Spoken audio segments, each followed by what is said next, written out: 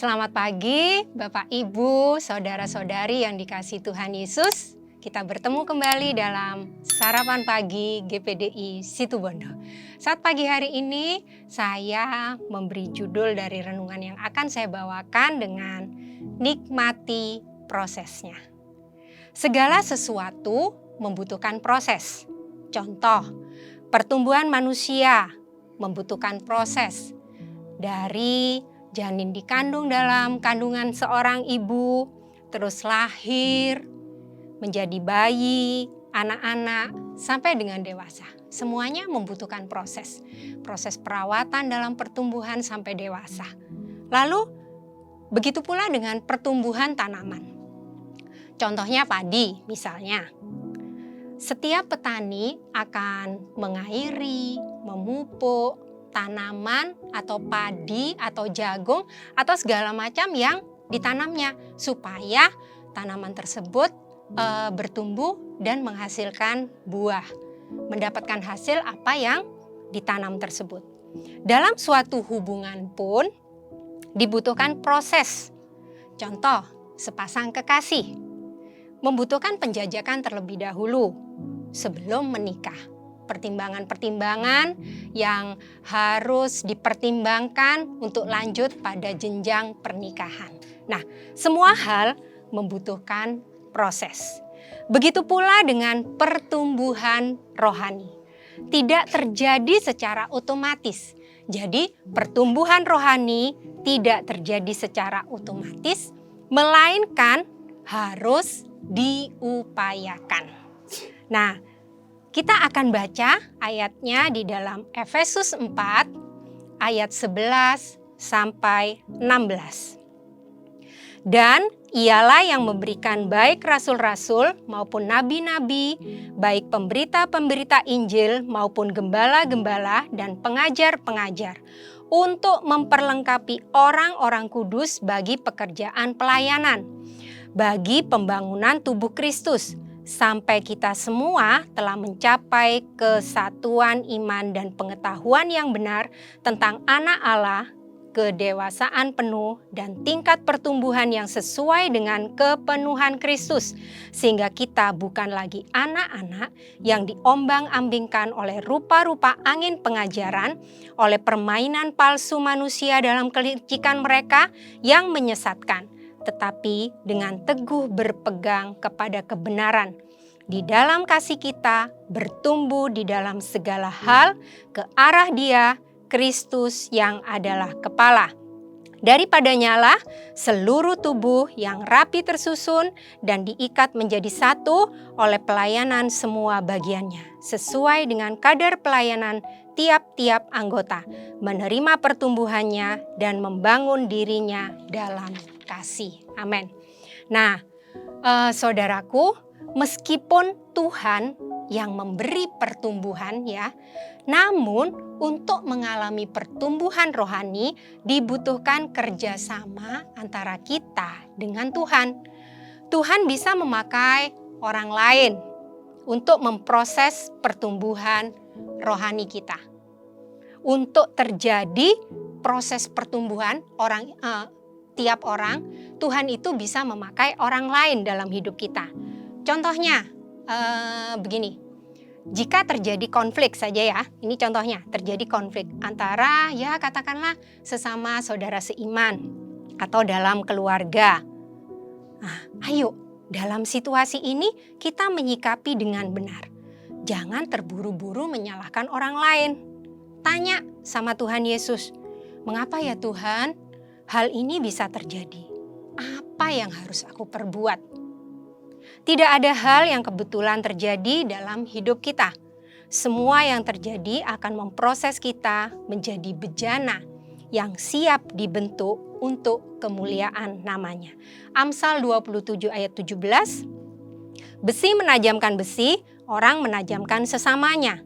Nah, saudaraku, di sini Tuhan bisa pakai orang lain untuk memproses pertumbuhan rohani kita. Nikmati prosesnya, belajar mengerti apa maksud Tuhan. Oh, ternyata Tuhan mau ngajari aku tentang kesabaran. Mungkin aku pribadi yang gak sabar, jadi sekarang aku harus lebih sabar.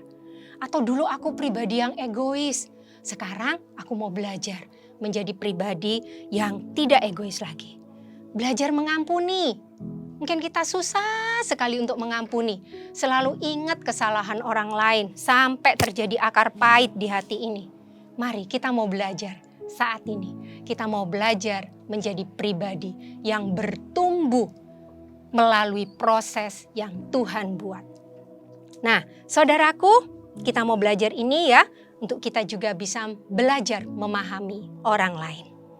Dalam proses pertumbuhan rohani, kita membutuhkan komunitas yang sehat, pemimpin rohani yang rendah hati, dan dapat memberi keteladanan hidup. Ada dalam satu penggembalaan kita mau setia beribadah di dalam satu gereja di mana kita dapat bertumbuh, kita dapat melayani. Terus tadi dikatakan dalam ayat yang tadi dikatakan bahwa mencapai kesatuan iman dan pengetahuan yang benar tentang Allah. Nah, kita mau ya saudaraku, ada kesatuan iman, mengetahui benar tentang Allah kita, Allah yang kita sembah di dalam Yesus Kristus. Lalu kita bertumbuh di dalam segala hal ke arah Dia. Berarti panutan kita, arah kita melangkah bertumbuh dalam rohani kita adalah Kristus. Kristus yang adalah kepala. Kita yang adalah sesama anggota diikat dengan kasih Yesus untuk pembangunan tubuh Kristus. Jadi kita sesama anggota, kita mau disatukan, saling mengasihi, diikat dengan kasih Tuhan menjadi satu tubuh di dalam Kristus. Saling membangun, saling memperlengkapi, saling mengasihi. Terus dengan komsel-komsel.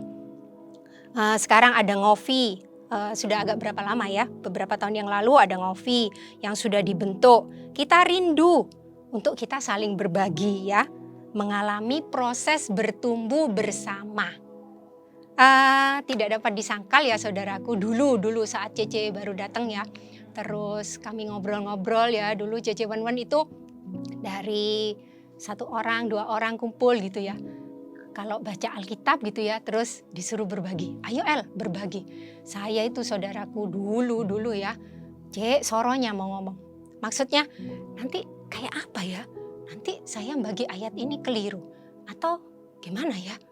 Terus Cece bilang, tiap orang dapat berkatnya kan enggak sama. Kamu ngomong aja, enggak usah takut, seperti itu. Nah, itu kami terapkan ya di rayon wanita, terus saya ada Ngovi pribadi juga dengan pribadi lepas pribadi, saya belajar tentang itu.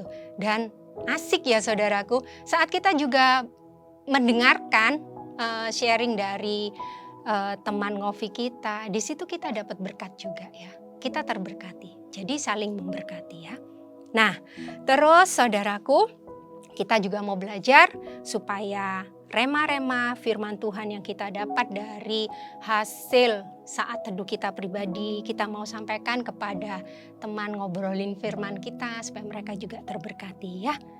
Nah, kalau kita sudah dengan setia, taat menjalani proses pertumbuhan rohani kita, maka kita bukan lagi anak-anak yang diombang-ambingkan oleh rupa-rupa angin pengajaran. Jadi kalau kita sudah mengalami proses bertumbuh, kita sudah semakin kuat di dalam Tuhan, walaupun angin pengajaran sesat yang tidak sesuai dengan kebenaran firman itu terdengar, ada orang yang ngomong, kita tetap teguh berdiri di atas kebenaran firman Tuhan. Kita tidak terombang-ambing oleh permainan palsu manusia dalam kelicikan mereka yang menyesatkan. Kita tidak tergoyahkan ya, melainkan kita adalah pribadi yang teguh, berpegang pada kebenaran firman. Nah, saudaraku, saat pagi ini saya rindu kita mau bersama-sama memiliki ketaatan pada firman Allah yang datang dari kasih kita kepada Kristus. Kita melakukan kebenaran firman Tuhan, kita mengalami firman Tuhan dalam setiap aktivitas keseharian kita adalah dengan kasih kita kepada Tuhan. Oh, Tuhan Yesus itu begitu mengasihi kita ya saudaraku. Dia sudah mati di kayu salib berkorban untuk kita. Nyawanya saja dia berikan kepada kita, apalagi untuk kebutuhan kita yang lain. Ingat ya saudara akan hal ini sehingga kita akan teguh tetap berperang. Kita teguh tetap di dalam Tuhan. Di dalam setiap peperangan apapun yang kita hadapi, kita mau mengandalkan Yesus. Kita mau berjalan bersama Yesus. Kita mau menikmati prosesnya. Walau kadang kala ya kita lemah, kita bisa terjatuh. Kita mau cepat bangkit. Saat kita jatuh, cepat bangkit. Cepat datang pada Tuhan Yesus. Koreksi diri dan minta Tuhan Yesus, pribadi yang begitu mengasihi kita, dia akan memeluk kita, dia akan membangkitkan semangat kita, supaya kita akan bangkit, berdiri, berjalan, menjadi seorang pemenang. Ingat, pertumbuhan rohani butuh proses. Nikmati prosesnya, bertumbuh bersama saudara-saudara seiman dan orang-orang di sekitar kita. Bukankah kita satu tubuh di dalam Kristus? Kita mau berjalan bersama-sama, bergandeng tangan untuk kita bertumbuh di dalam proses pertumbuhan rohani kita. Inilah renungan sarapan pagi yang bisa saya sampaikan, saya bagikan bagi Bapak Ibu Saudara saat pagi ini, biar Roh Kudus akan menghidupkan dalam hati kita. Selamat pagi, selamat beraktivitas, Tuhan Yesus memberkati.